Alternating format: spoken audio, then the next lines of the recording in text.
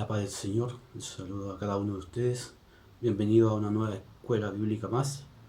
Hoy veremos una lección más de esta serie de lecciones de este trimestre que lleva por título Alégrense. Y hoy veremos la lección número 6 que dice nuestro gran ejemplo. Texto básico: la actitud de ustedes debe ser la de Cristo Jesús, quien siendo por naturaleza Dios, nos consideró al ser igual a Dios como algo a que aferrarse. Filipenses 2 del 5 al 6. Objetivo de esta lección es comprender a Jesús como nuestro gran ejemplo de humildad y solicitud, virtudes fundamentales para que la unidad sea una realidad vivida en la Iglesia. La introducción dice: en la última parte de Filipenses,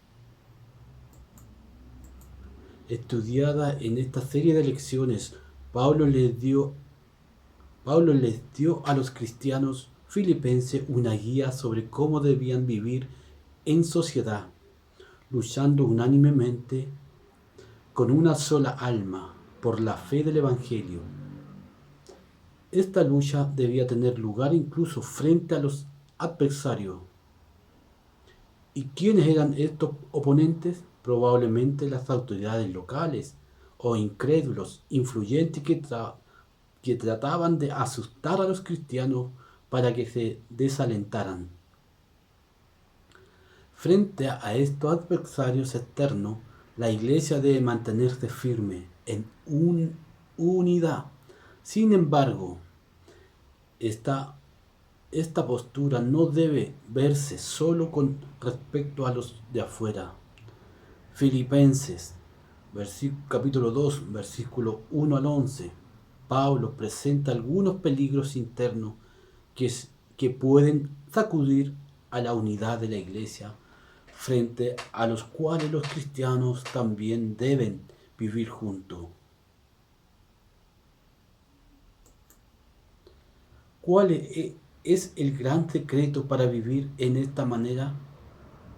El análisis de este texto bíblico nos mostrará que es centrarse en Jesús, nuestro gran ejemplo. Analizando el texto bíblico, el pasaje de Filipenses 2 del 1 al 11 puede dividir en dos partes principales. En la primera, de los versículos del 1 al 4, tenemos una exhortación a la que debemos prestar atención con urgencia. En la segunda versión, los segundos versos del 5 al 11, tenemos un ejemplo para imitar sin demora, si se tiene en cuenta la exhortación y se imita el ejemplo.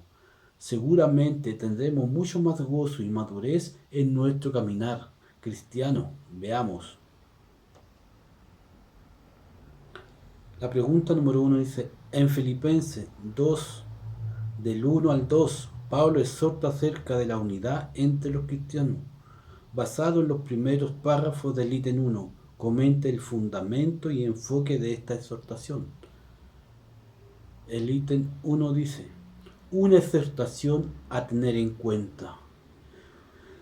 Filipenses del 2, del 1 al 4, Pablo da una exhortación con respecto a la unidad entre los cristianos. Resaltemos 4 cuestiones. Primera, los fundamentos de la exhortación. El apóstol es consciente de que todo lo que se unen a Cristo reciben muchas bendiciones espirituales, gozan del consuelo y del amor del Salvador, de la comunión del Espíritu Santo, y tienen una profunda ternura y compasión los unos a los otros. Versículo 2, del capítulo 2, versículo 1. Y aquí hay una nota. La conjunción griega ei, casi siempre traducida como sí, en castellano aparece 4 veces en Filipenses 2:1. También puede traducirse como desde o incluso tan seguro como. Es decir, a pesar de usar la conjunción, Pablo no tiene duda de que los cristianos ya poseen todas las bendiciones mencionadas y pueden prestar atención a la exhortación presente en los siguientes versículos. De hecho, si todas estas bendiciones los cristianos no se esfuerzan por vivir en unidad, algo anda profundamente mal. 2. Segunda, tenemos el enfoque de exhortación en el versículo 2. Dice, póngase de acuerdo unos con otros, amándose entre ustedes y estando unidos en alma y pensamiento. En resumen, el centro de la exhortación del apóstol es que los cristianos se esfuercen por vivir en armonía, trabajando juntos y dejando de lado las disputas. De hecho, sabía que en la iglesia de Filipo había un problema de división entre dos hermanos. Si hicieran caso a este apelo, los cristianos estarían dejando a Pablo muy satisfecho. Al final, todo líder cristiano serio anhela ver a la iglesia unida. En tercer lugar, tenemos los obstáculos que pueden impedir que los cristianos vivan en una unidad, a saber, la rivalidad y el orgullo. No hagan nada por egoísmo o vanidad. ¿Cómo puede la iglesia vivir en unidad cuando los cristianos están constantemente pensando en competir entre sí? Dentro del cuerpo de Cristo, impulsando únicamente por motivos egoístas, la rivalidad y el orgullo son fuerzas que destruyen la unidad y deben ser rechazadas.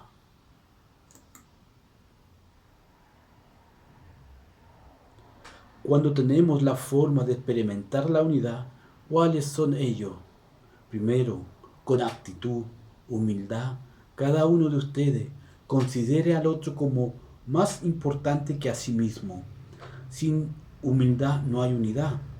La humildad es el remedio para las rivalidades o competiciones entre la iglesia. Yo soy el mayor, no, yo. El humilde tiene una visión correcta de sí mismo y no se preocupa ser mejor que el otro.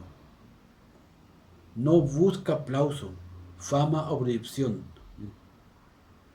Voy a repetir este versículo. Esta parte dice, el humilde tiene una visión correcta de sí mismo y no le preocupa ser mejor que el otro. No busca aplauso, fama o proyección. En segundo lugar, no buscando cada uno los propios intereses, sino más bien el interés de los demás. Entendámoslo bien, no está mal preocuparse por nuestros intereses, pero es un pecado preocuparse solo por nuestros intereses y vivir para satisfacer nuestras necesidades. También debemos ser solícitos y tener una mirada de amor y compasión por el prójimo. La solicitud es un remedio contra el orgullo o el egoísmo y es importante para que sea posible la unidad de la iglesia. ¿Cómo dice la pregunta?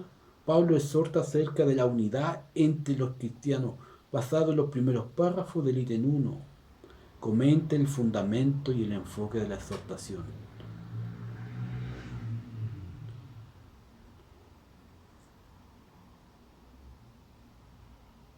La exhortación con respecto a la unidad entre los cristianos. Resaltan 4, ¿cierto? Los fundamentos de la exhortación. El apóstol consideró, ¿cierto?, que eran 4 principios que ayudaban al cristiano a ser, ¿cierto?, más unido a la otra, ¿cierto? Que Cristo recibe muchos beneficios espirituales, gozar del consuelo, el amor, el Salvador, ¿cierto?, la comunión del Espíritu Santo, y tiene una profunda ternura.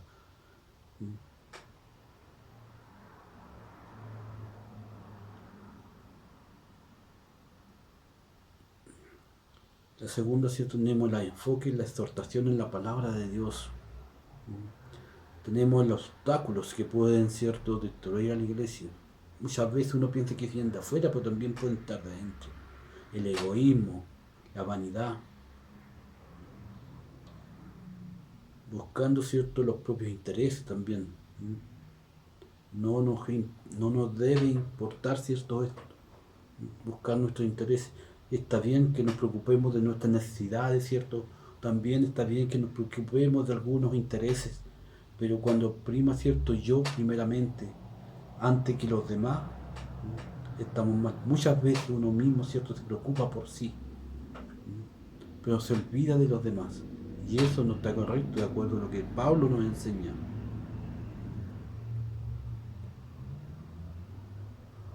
Y comente cuáles son los obstáculos por la unidad entre los cristianos presentados por Pablo. Además, comente la forma en que es posible la unidad. Ya llevamos leído, ¿cierto? Los obstáculos, ¿cierto? Preocuparse por los intereses, ¿cierto? Descuidando, ¿cierto?, que la iglesia, no descuidando, sino que tener cuidado, que muchas veces en la misma iglesia tenemos problemas, ¿cierto?, de egoísmo, de vanidad.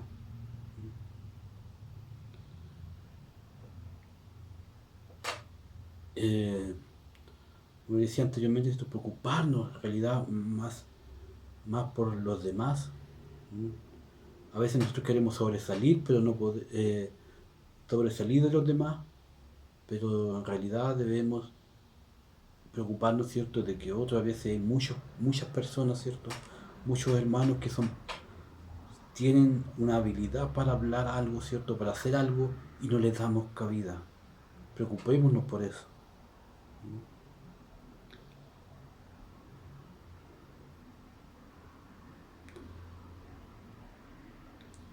Un ejemplo a imitar es Filipenses 2, del 5 al 7. Se le presenta a Jesús como gran ejemplo de humildad y preocupación por los cristianos. Comente, ¿qué enseña este pasaje sobre el vaciamiento de Cristo? Después de exhortar a los cristianos a que vivan en unidad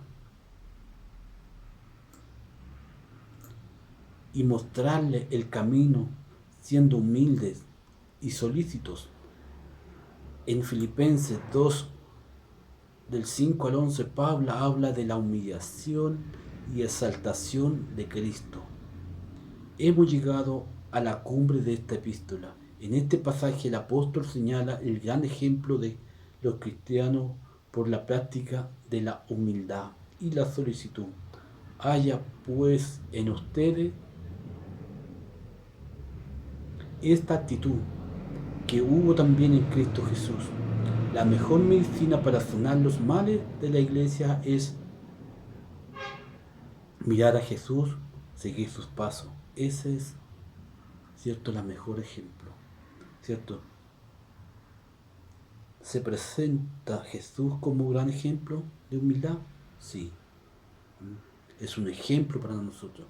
Nosotros llevamos más de 2000 años y 90 años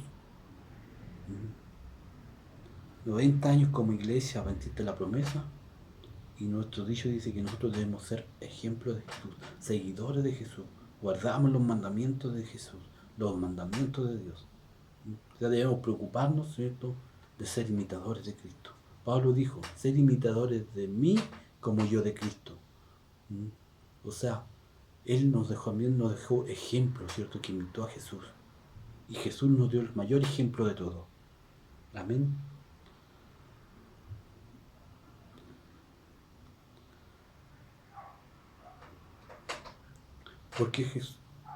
¿Por qué Jesús es un ejemplo de humildad? Primero, porque Jesús se vació a sí mismo. En el pasaje estudiado leemos, aunque él era igual a Dios, no consideró esa igualdad como algo que aferrarse. Este texto es claro al afirmar que Jesús ante la encarnación existía en una forma de Dios. O sea, de Jesús antes de venir a la tierra era Dios. La palabra griega traducida existir es hiparcho en griego, ¿cierto? Este verso describe lo que una persona es en esencia y lo que no puede cambiar de lo que tiene una forma inalienable. Para destacar la idea de algo que no se puede cambiar, Pablo dice que Jesús existió y existe en la forma de Dios. La palabra griega traducida forma, morfe, se refiere a lo que es anterior, esencial y permanente en la naturaleza de una persona o cosa. Para Pablo, Jesús es Dios en forma esencial, inalterable e inmutable. Sin embargo, aun siendo Dios, a causa del plan de redención, se despojó a sí mismo. ¿Qué significa eso? Obviamente esto no significa que Jesús dejó de ser Dios, no. Él fue, es y será siempre Dios, incluso en su encarnación. No renunció a su deidad. No obstante, no se aferró a los privilegios de su deidad. Por amor de los seres humanos, se encarnó y renunció a su entorno de gloria y al libre ejercicio de su autoridad. Siendo Dios, pero asumió las limitaciones de la naturaleza humana, tomó naturaleza de esclavo y de esa manera se hizo semejante a los seres humanos. Jesús no pensó en sí mismo, pensó en los demás cuando renunció a sus privilegios.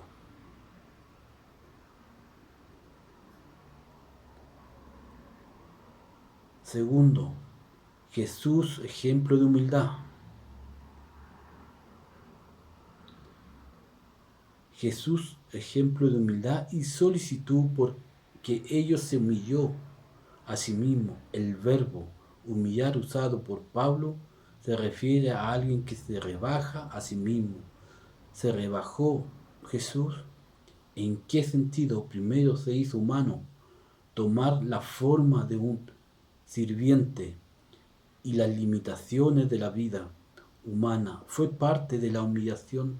Sin embargo, Jesús bajó un escalón más se hizo obediente hasta la muerte, y la muerte más horrorosa, ¿cierto?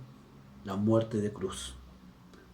Jesús descendió a las profundidades de la humillación cuando soportó la muerte, y la muerte en una cruz. La muerte de cruz era indignante, dolorosa y maldita. Nuestro Señor la llevó en nuestro lugar, en reemplazo de mí. Y por nuestros pecados vino a servir, y lo hizo en forma de sacrificio. Es un ejemplo para los cristianos en este sentido cuando tenemos esta disposición a servir, aunque no cueste algo, contribuimos a la unidad de la iglesia. Este pasaje de Filipenses termina presentando la exaltación de Cristo a causa de su vaciamiento y humillación. Todos deben inclinarse ante Él por toda la eternidad. Será imposible olvidar la cruz. Jesús vuelve a recibir toda la gloria que tenía antes de la encarnación. De hecho, todo el que se engrandece será humillado, pero el que se humilla será engrandecido. La vida de Jesús es una ilustración de esta declaración. La pregunta 3, la 4 dice, responda, ¿en qué sentido se humilló Jesús? ¿Qué pasó después de su humillación? ¿Cuándo se inclinaron todos ante él? ¿Cierto? Cuando Jesús entregó su vida por usted, ¿cierto? Jesús se humilló a sí mismo por nosotros, por amor de nosotros. ¿Qué pasó después de su humillación? ¿Cierto? Fue muerto, fue resucitado, por cuanto hoy, ¿cierto? Nos inclinamos todos ante la presencia de Dios, ¿cierto? A la presencia de Él. La vida de Jesús debe ser una ilustración para nosotros, sí, ¿cierto? Eso es la pregunta 4. Si usted puede complementar un poco más. Aplicando el texto bíblico. Vamos a leer la pregunta de esta aplicación. La número 5. Dice, ¿en qué sentido podemos decir que Jesús es nuestro ejemplo en el camino del desprendimiento? ¿Hay algo o alguien a quien se aferra que le hace sentir superior a los demás?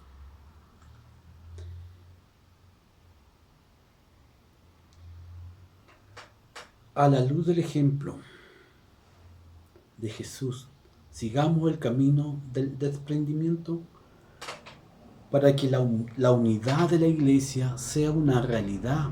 Pablo exhorta a los cristianos a que vivan con humildad, considerándonos a los demás superiores a ellos mismos. Luego nos dijo que Cristo no consideraba el ser igual a Dios como algo a lo que debía aferrarse. Si había alguien que podía considerarse superior, era Cristo. Él era y es Dios. No obstante, cuando decidió voluntariamente encarnarse por amor, Cristo no se aferró a su privilegio, no usó su divinidad para autopromoverse. Hay cristianos que aman tanto su puesto, su ordenación, su carrera, sus hijos, etc., que se consideran superior a los demás. Cuidado con no aferrarte tanto a lo que tienes y usarlo para pisar a los demás. Sigue el camino del desprendimiento. O sea, deja todo por servir a Jesús, pero no te sientas superior a los demás.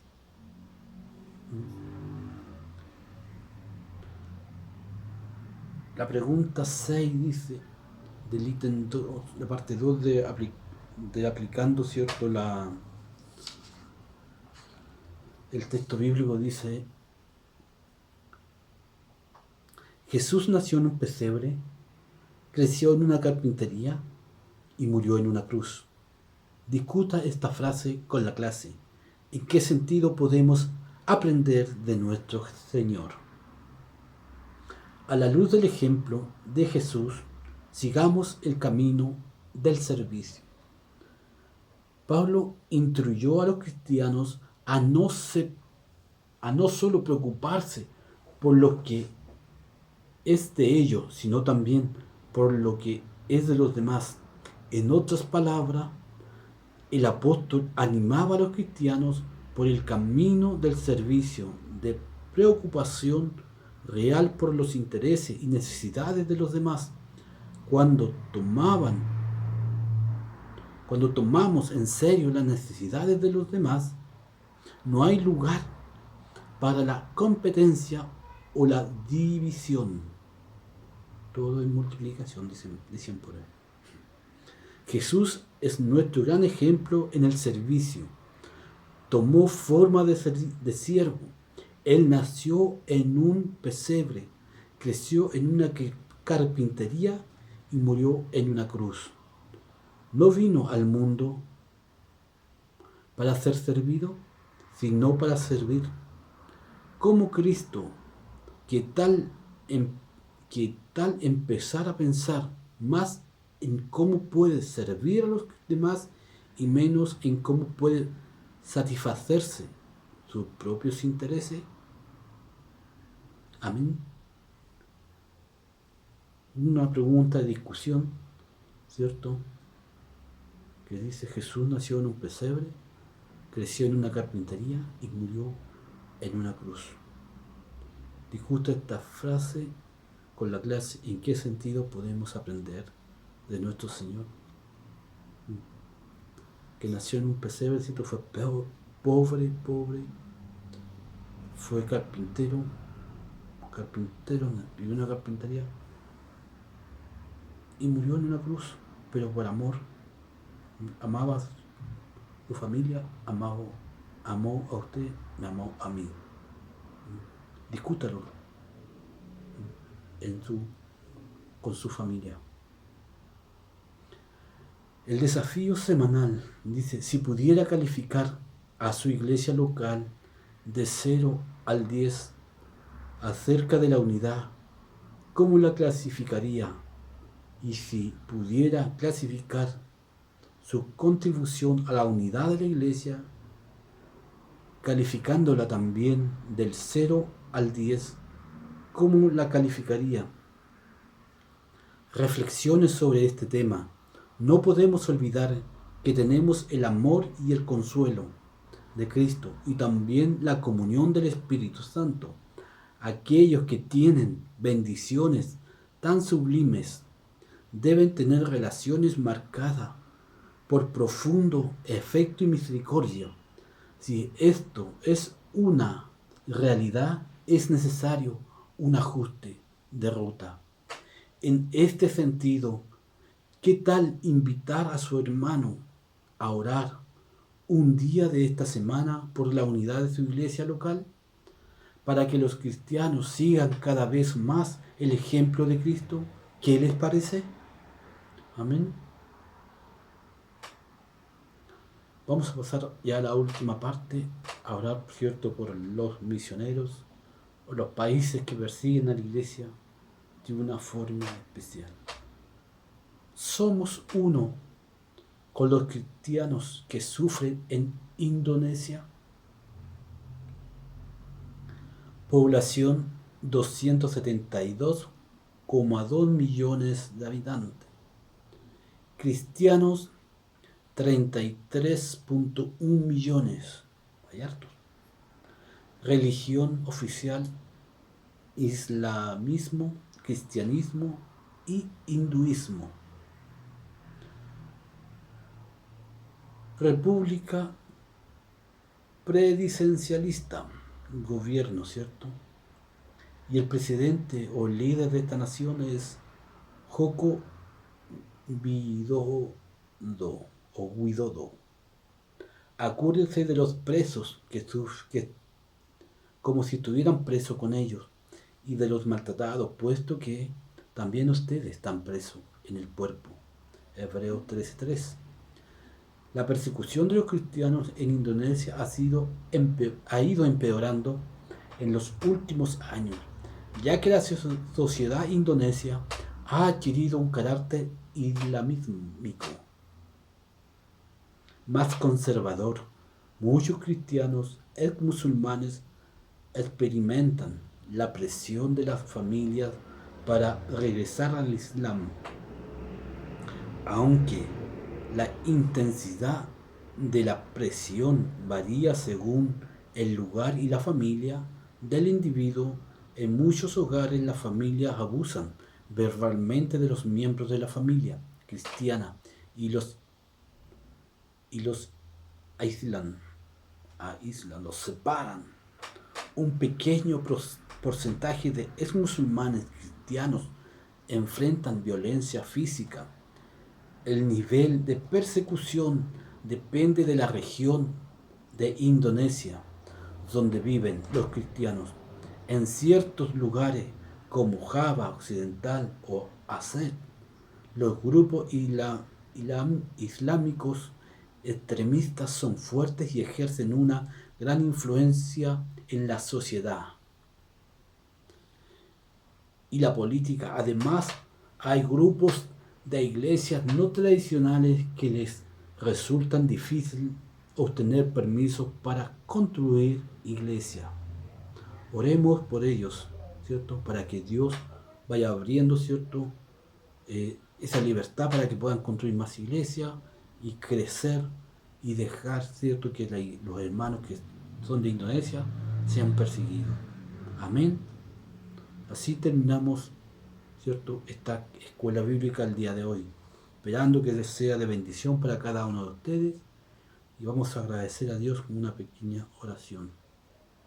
Amado Dios, Padre Santo, en el nombre de Jesús, te damos gracias, Señor, por tu amor, tu misericordia que tú tienes con cada uno de nosotros. Señor Jesús, te damos gracias por todo tu amor, por cada uno de tus hermanos, de tus hijos, Señor, que tú tienes aquí, Señor, reunidos a través, Señor, de este medio. Padre Santo, bendice y fortalécele.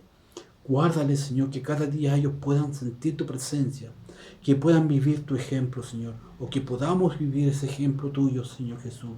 Padre Santo, ese amor que tú tienes hacia nosotros, también nosotros podamos reflejar hacia los demás. Padre Santo, te lo clamamos, Señor, y pedimos que la gracia del poder de tu Espíritu Santo esté junto a cada uno de nosotros. Tu grande amor, Señor, sea con cada uno.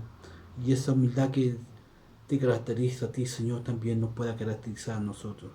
Padre Santo, y no nos podamos preocupar, Señor, de nuestros propios intereses, más allá de los intereses de tu iglesia, Señor, de tus hijos.